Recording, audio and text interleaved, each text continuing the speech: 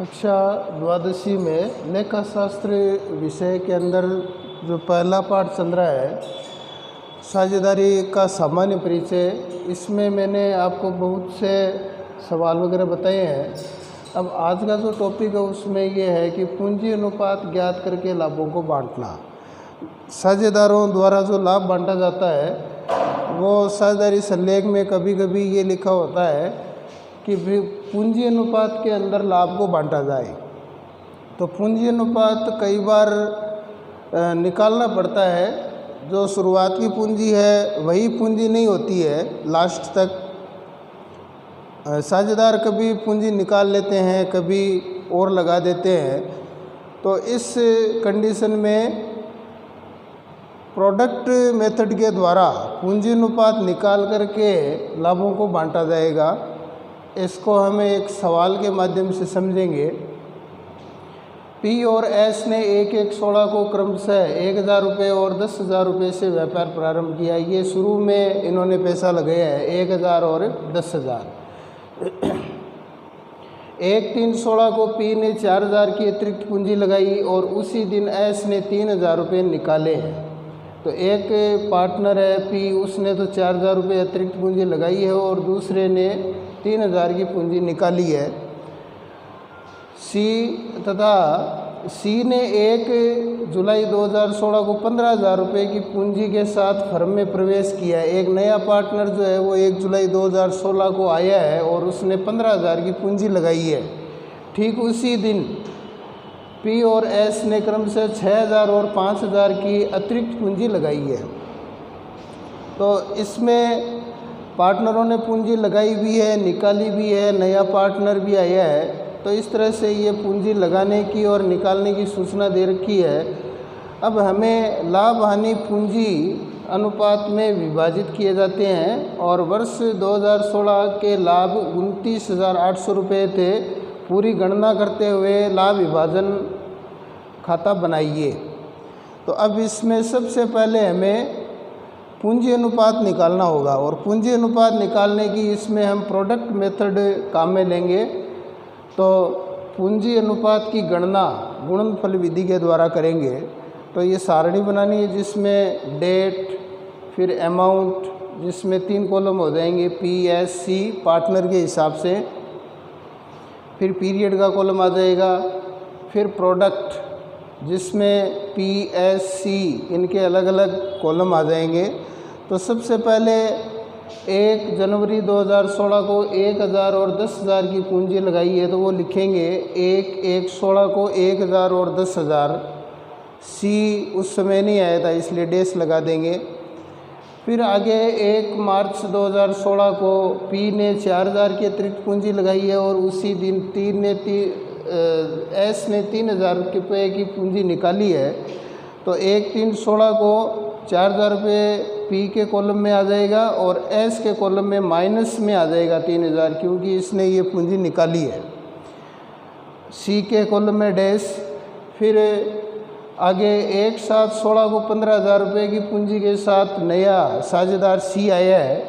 तो 1-7-16 को सी के कॉलम में 15,000 और उसी दिन पी और एस ने क्रमशः 6,000 और 5,000 रुपये की अतिरिक्त पूंजी लगाई है। ये पूंजी किस किस समय कितनी कितनी लगाई है और कितनी निकाली है उसकी सूचना लिख दी। उसके बाद हम 1 जनवरी से 31 दिसंबर तक की अवधि ज्ञात करेंगे। तो 1-1-16 से 31 दिसंबर तक 12 महीने होते हैं। तो यहाँ पीरियड में लिख देंगे 12। फिर 1-3-16 से 31 दिसंबर 2016 तक 10 माह है। फिर 1-7-16 से 31 दिसंबर 2016 तक 6 माह है। ये पीरियड निकालने के बाद में इनको गुणा करेंगे, अमाउंट और पीरियड को गुणा करेंगे।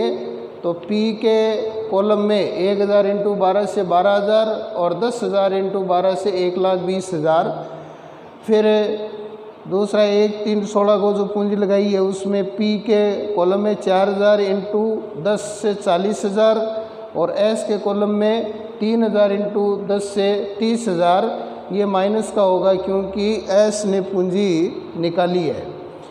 फिर आगे एक साथ 16 को तीनों ने ही पूंजी लगाई है, तो तीनों को ही हम 6 से गुणा करेंगे। 6000 इंटू 6 36,000, 5000 इंटू 6 30,000 और 15,000 इंटू 6 90,000।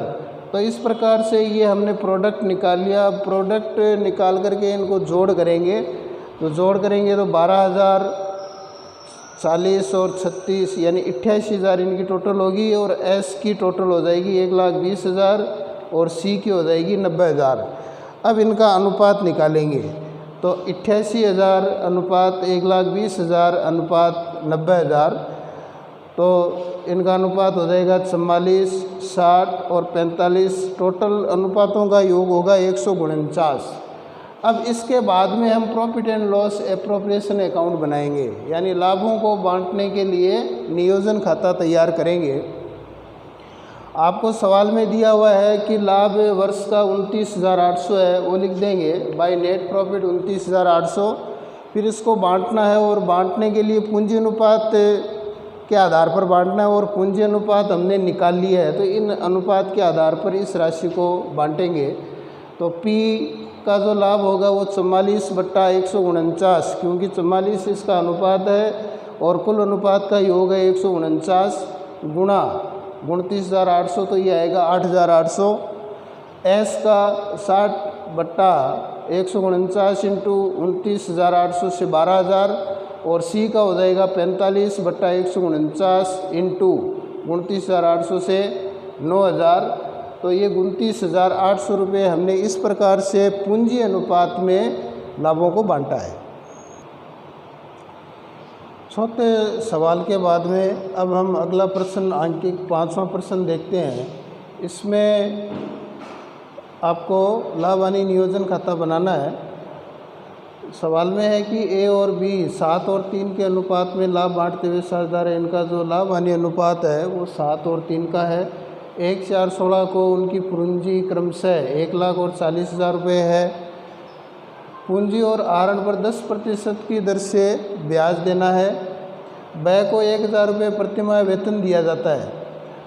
प्रत्येक माह की प्रथम तारीख को ए ने 1,000 रुपये प्रति माह है और ब ने 600 रुपये प्रति माह इसके हिसाब से आहरण किया है, यानी आहरण पर ब्याज आपके प्रथम तारीख वाले के हिसाब से लगाना है औसत अवधि के आधार पर। पूंजी व आहरण पर ब्याज लगाने से पूर्व और व्यय को वेतन घटाने के पश्चात लाभ जो है वो 54,960 रुपये है। इसमें यह है कि भाई वेतन की राशि पहले से घटाई जा चुकी है, तो अब हम जब profit and loss appropriation account बनाएंगे तो सैलरी की अमाउंट अब नहीं घटानी है, वो हम पहले ही घटा चुके हैं।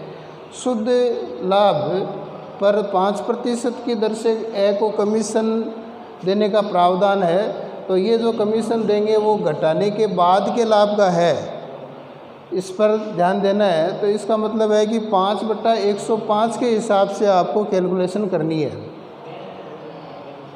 इन सूचनाओं से लाभ हानि नियोजन खाता तैयार करना है।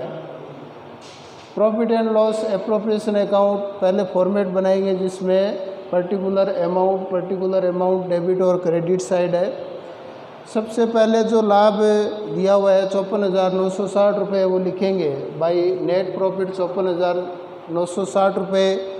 उसके बाद में पूंजी और आहरण पर ब्याज की कैलकुलेशन करनी है, तो इंटरेस्ट ऑन कैपिटल इसमें पूंजी है वो 1,00,000 है, इसका 10% ए को जो पूंजी पर ब्याज मिलेगा वो 10,000 रुपये, बी को पूंजी पर ब्याज मिलेगा 4,000 रुपये, क्योंकि पूंजी 40,000 है, 40,000 का 10% हो गया 4,000। ये दोनों को जोड़ देंगे तो 14,000 रुपये पूंजी पर ब्याज।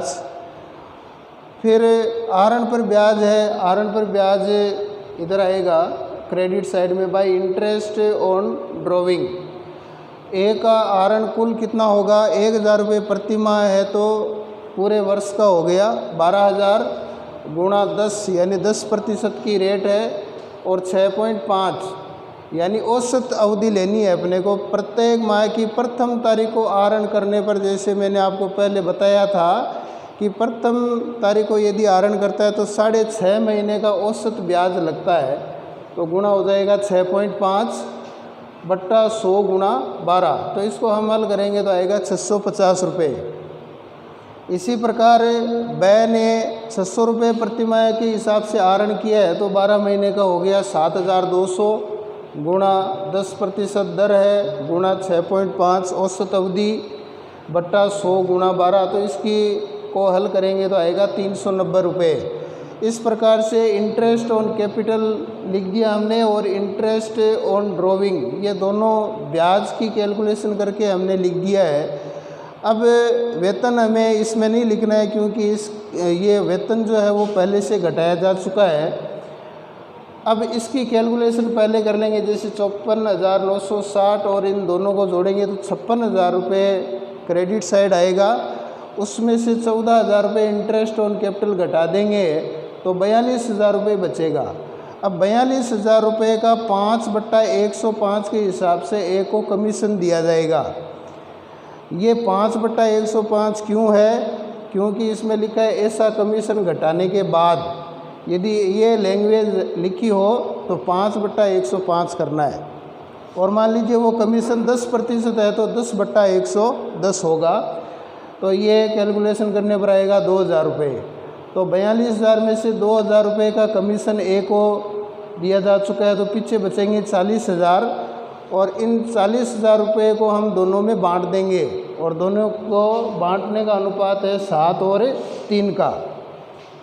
तो 2 शेयर प्रॉफिट 40,000 गुणा 7/10, तो ये आ जाएगा 28,000 और दूसरे का 40,000 गुणा 3/10 के हिसाब से 12,000 रुपये। तो इस प्रकार से ये पूरा हमने लाभ बांट दिया, दोनों साइड हो जाएगी 56,000।